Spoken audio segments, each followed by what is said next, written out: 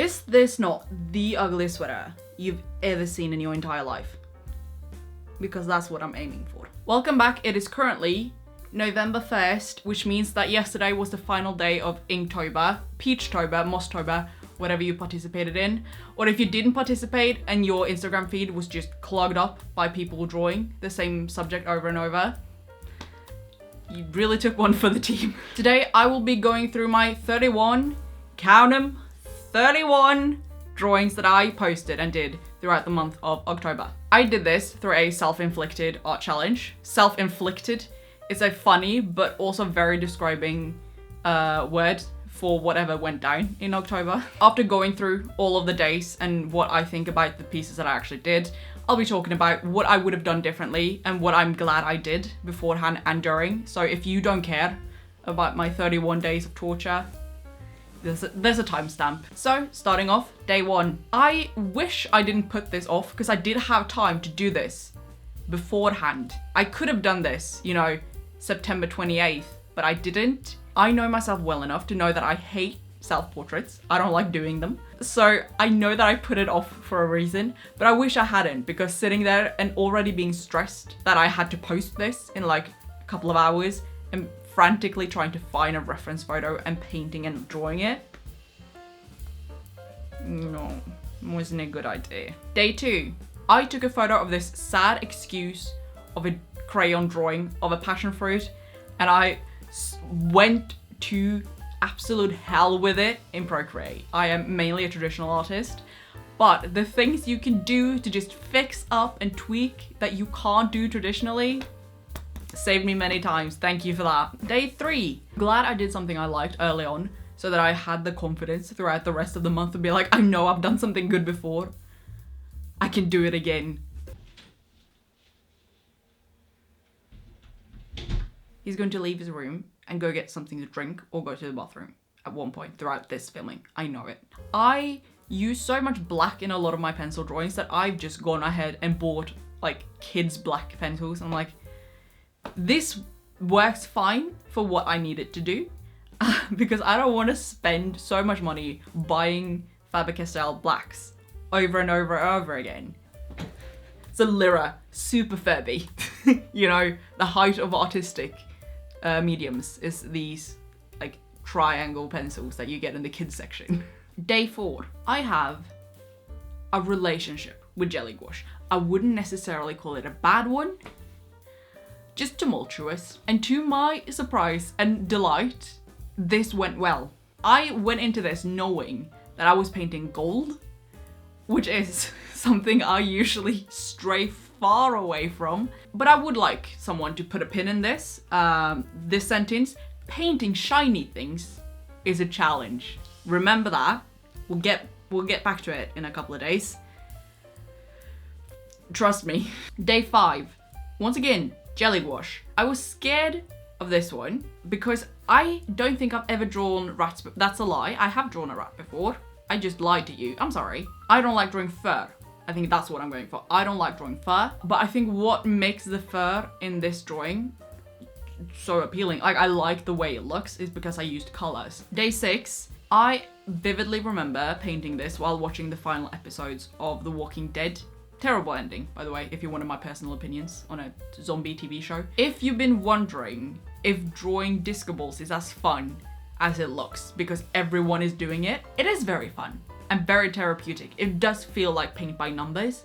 Day 7, I have a full YouTube video of the process of this painting. I was very nervous before going into this, but let me tell you, reference pictures are your best friend. Something that I have to remind myself a lot of the time is that things are very rarely without any color. If I hadn't used a reference picture, I probably would have painted the ground gray, but you cannot look me in the eyes and tell me it does not look better green. Day 8, I did this first in jelly gouache. I have been doing too well with jelly gouache, I guess, and it decided to take revenge. Do we remember what I just said about color? Well, I painted this to gray originally, and then I put it into Procreate, and I was like, I can save this.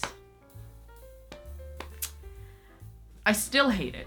I should at one point sit myself down and just redo it to prove to myself that it's a good idea. Maybe do it in a different medium.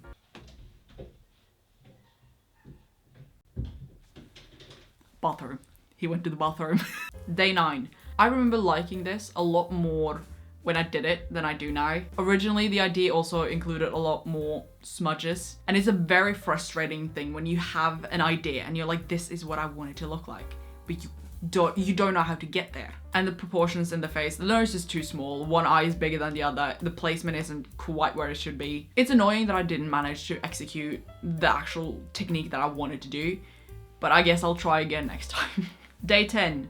I finally channeled the inner spirit of Inktober and did a piece only with microns. When I did my first Inktober 3 years ago, I only used microns. It was only me, my microns, and a Moleskine sketchbook that I wanted to finish so badly that I decided to do Inktober to get myself to finish it. I wanted to do something inspired by tarot cards, so it did include some research. There are other things and other elements in the King of Wands that I left out. There's no lion, there's no lizard. However, there's a wand, there's a king, and there's a crown. And I think if I was to not do like a daily art challenge, I think I would have had a lot more time. Day 11. If you've watched a certain sketchbook tour of mine, you know that the piece that I posted is not from October. My original plan was to paint foil balloons. Remember what I said about painting things that are gold and shiny? It went so bad that I actually cried, but I decided that a 31-day art challenge was not going to send me into a spiral. So I just put the brushes down and posted a drawing that fit the prompt that I had drawn months ago. Because this is an art challenge, not a presidential election. It's not that serious. Day 12 was my first ever fully digital drawing. I have a tendency to overblend when I get the blending tool. I go absolutely ham. And I guess I don't like the fact that it looks too similar all the time when I work digitally. It's never the like actual like tactile feeling of the uncertainty of how the texture is gonna look. You get the same kind of texture all the time. And I guess that's what I don't like about digital art. Day 13 is another jelly gouache success. The numbers have a meaning, and that's between me and whatever rule is up there, if there is any. Huge fan of the color combo of the green with the red and the gray. The biggest hurdle with this one was getting the edges of the numbers right. So trying to get the edges like straight and line up correctly. Day 14. This was very disappointing because the sketch that I did, I liked the sketch so much. I was so excited about the sketch, and then I went and messed it up. I had a vision, and the vision in my head was very geometric and blocky. Did not stop when I should have.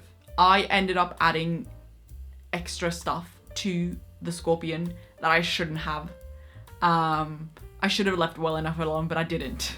Day 15. This is also an older drawing that I've just revamped in Procreate. It's originally Tombow markers and water, and then I just took it into Procreate. The proportions were a bit off, so I tweaked those, you know, fixed some of the colors and the blotchiness. Sometimes the texture is a bit too much, even for me. Even though I don't really enjoy the face and like the way it looks, I do really like the colors. So, you know, you win some, you lose some. Day 16. I don't know what possessed me when I did this. It's done in jelly gouache, which is a medium that I struggle with, but I somehow got the consistency of the paint down. The only issue I ever ran into was that the blue of the house and the blue of the sky in the background ended up being the same blue color, basically, so I had to repaint the house. But other than that, it was a joy to work on. Day 17, there's not really much to say here. It's done in colored pencils with warmer colors for the woman and then cooler colors for the bed. And then in Procreate, I added purple to kind of simulate light. Speaking of light, day 18, this is also one of those drawings where I have like a specific memory of what I was listening to as I was painting this. I was listening to a movie podcast. Give me a thorough rundown of the Hunger Games movie. This was the first time that I used acrylic paints since my day 11 fiasco. I went into this with fear in my heart and tears in my eyes. I am so glad it went well, because if it didn't, I don't know if I would have ever picked up acrylic paint ever again. I don't think my pride could have handled it. Day 19. What I do appreciate about doing art challenges like this is that it does remind me how much I love certain things, like drawing with just graphite pencils. It really was like oh yeah, I actually really like doing this. I should do this more. Day 20. Very happy that I chose to make the keys silver and not gold. I don't think I could have gone through that again, because silver is always a lot more predictable. Day 21. This is the second digital drawing. It's a study of a marble statue. How they make marble look like translucent fabric over a face. Some people want to know if humans have landed on the moon. I want to know, how do you make marble look like silk?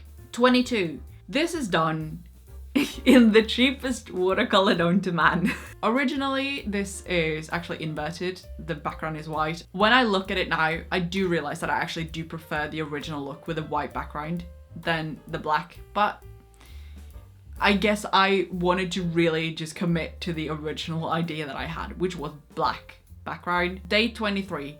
I went through a real long process on trying to choose what design was going on the box. A lot of Chinese takeout boxes have a temple on it, and I didn't want the temple. And then I did a dragon, which has the most jacked up anatomy ever. Not a real creature, so who's gonna sue me? The dragon police? You know, it's stylization.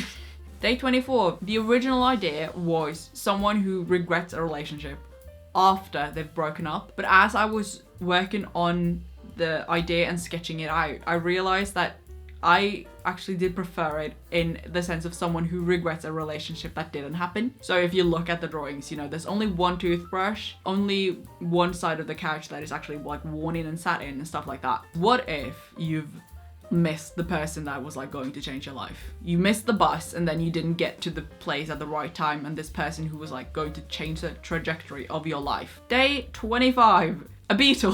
Following up like the horrible existential dread with a beetle. Once again, I don't know what takes over me when I'm easily able to crank out something good. This painting was quick and pleasant to do. I've had the idea of a skeleton with little fairy wings for quite a while. I ended up doing it in pencil. In my head, that was not exactly the medium I was imagining, but we were getting so close to the end of Inktober and I was so tired, because I'm also working a full-time job as I'm doing this. So sometimes when you're doing art challenges like this, you just have to go with what is easiest and quickest. Day 27, To Let a Good Thing Die by Bruno Major is one of my favorite songs. I don't think I quite nailed the way like untreated stone looks. It was also quite a nightmare to get the text looking good because it's tilted and slightly warped because the stone isn't like head on. Look, I am putting myself through the ringer with these. Someone's either getting buried or married because I can hear the church bells. Day 28 was an absolute last minute nightmare. When I made the prompt list for October, originally day 8 was Sonder, then I changed it to something else. I realized too late that I had actually exported and posted the original prompt list that I created, where Sonder was day 28 and not my changed idea, which was out of order. So I had an idea for out of order because I thought, you know, this is what I'm going to do. And as day 28 is approaching, I'm like, you know what? I messed up and I'm going to have to live with the consequences. I put this off until like 8 p.m. the day off. And for some reason, you know, like a dumb little idiot, I chose one of the slowest mediums, which is watercolor, where you have to wait for every single part to dry. And I was too impatient, so there's several places where you can see it bleed into each other, the colors. I also used just way too much water. The paper didn't really handle it. The color bled onto other pages in my sketchbook. Day 28 is not it's not the best day. All right, let's just say that. Day 29, I drew a dagger last October as well. Which one do we prefer? Leave your solicited opinions in the comments. Day 30, using microns on cold press watercolor paper is an interesting feeling because the texture of the paper, especially if you're using very thin nibs. With the thicker ones, you get away with more, but with thin nibs, any little movement that you're doing with the lines is very visible. Cold pressed watercolor paper does not lend itself to like fine little straight lines. Other than that, I think the composition might be a bit too long. I wish I would have shortened it so it was more square than it was a rectangle. Day 31 and my piece de resistance. I am so glad that I end on a good note with October. What really helped me with this one was my patience, because I waited for every single layer to be dry before I went in with the next one. I also learned from my mistake from day 28, and I controlled the amount of water that I used. I'd like to remind everyone that what I'm working with is this. It is a Giotto Acquarellini watercolor palette that I got in my advent calendar last year. And you know it's a kid's one because one, it has a place where you can write your name. And also the palette comes with this. Now we've gone through my 31 drawings of the month. Let's do some reflection here. If I could redo it, one thing I'd do different is I would stop switching up my mediums constantly. I would have picked maybe 2 or 3 and stuck to those. I think I also got too obsessed with switching it up every single day. Like I didn't want to have too many days in a row being the same medium. Because my goal was to post every single day, I had to draw and post something every single day. However, a better goal might have been to post every other day or every third day or once a week even, because the quality of the art does suffer. There are several days where I didn't have time to redo stuff. I would have had time to redo stuff when I wasn't happy with it. I would have had more time to plan and execute my ideas. Number 3 thing I probably would have done is follow someone else's art prompt list for more exposure. I've lost followers, I've like overall gained 2 followers. I lost followers because I think people like, why is she posting so much? And that is a very common thing. Like as you know, the algorithm is pushing you out, people might be like, oh, this isn't for me anymore, and unfollow. If I was to have followed maybe Magtober, there would have been a bigger audience that was searching for Magtober, and I might have gotten more new followers instead of losing followers. Then we have something that I am very glad that I did beforehand, which was getting reference pictures early. I created just one big folder and then 31 folders for the 31 days with reference pictures. When a day arrived and I was like, there was never a day where I was like, I don't know what to draw, because I'd already took the time out to find inspiration and reference photos, color palettes, stuff like that, so that when the actual art part came, I didn't have to worry about that. I didn't have to spend 3 hours scouring through like Pinterest and Instagram and Unsplash trying to find something. Another thing that I think really did help, and it would have probably helped if I wasn't posting every day, it would have been a very sustainable way of doing it,